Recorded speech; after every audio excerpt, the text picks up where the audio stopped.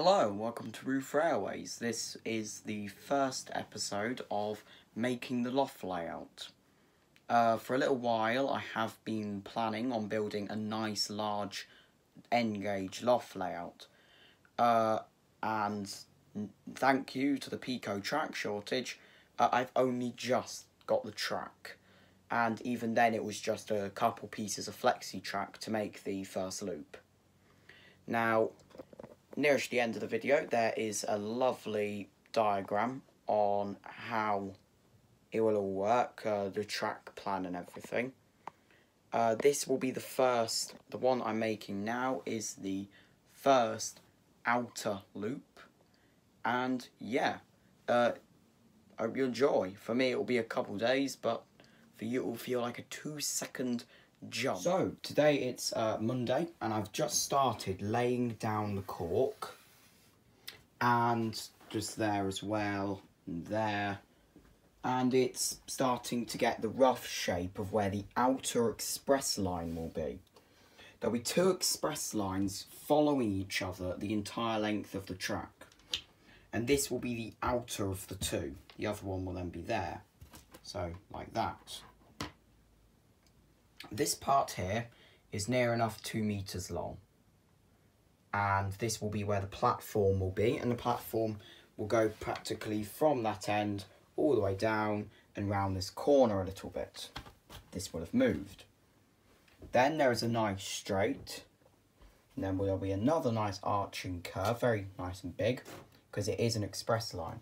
But one thing that I am doing is I had this piece of cork left over, and this was already here.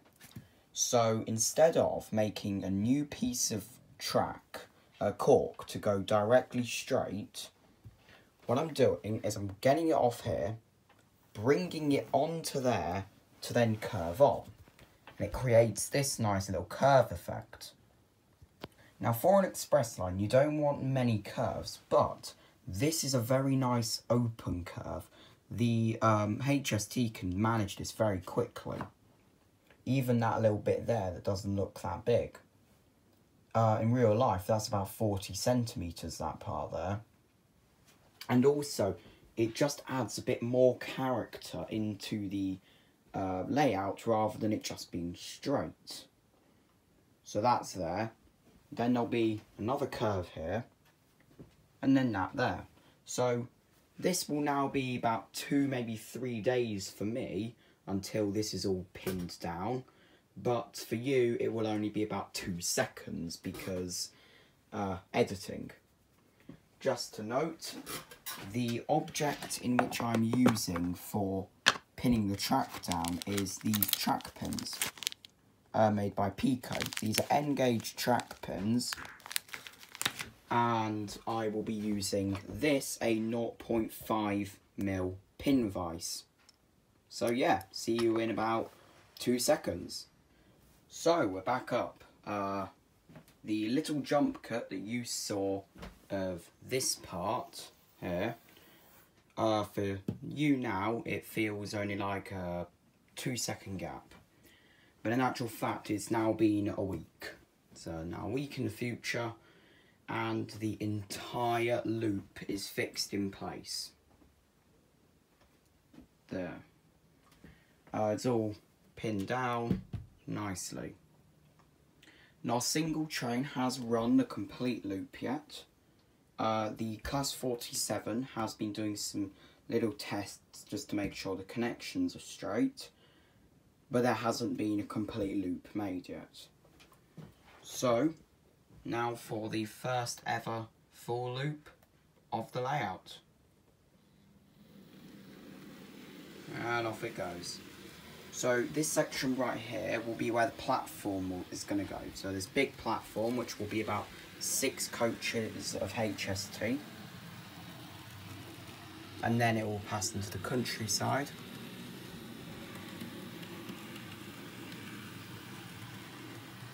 And round here, where there's this little weird section with a curve.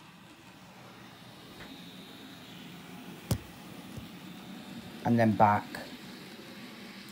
over there.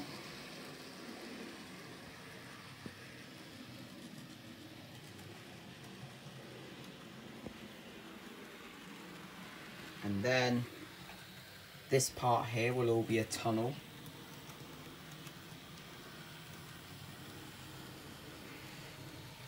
And then it comes around here. And where that line is where the platform will start. And then it will end 45 degrees into that curve.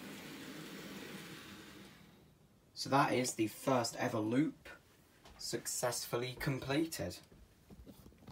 So, the next part of this will all be to make the rest of it.